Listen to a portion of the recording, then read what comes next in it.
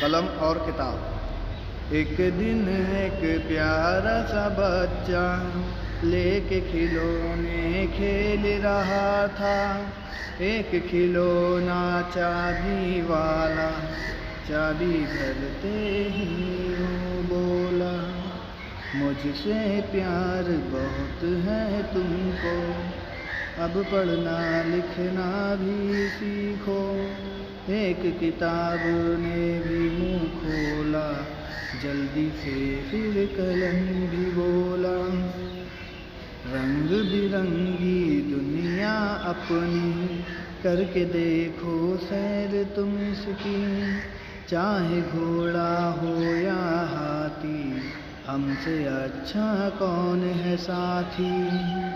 हमसे रूठ गया जो बच्चा, इसको पढ़ता है पछताना।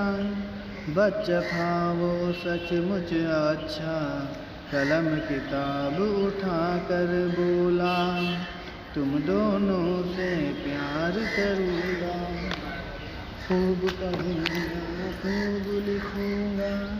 तुम दोनों से प्यार करूँगा, खूब पढ़ूँगा खूब लिखूँगा, खूब पढ़ूँगा खूब लिखूँगा।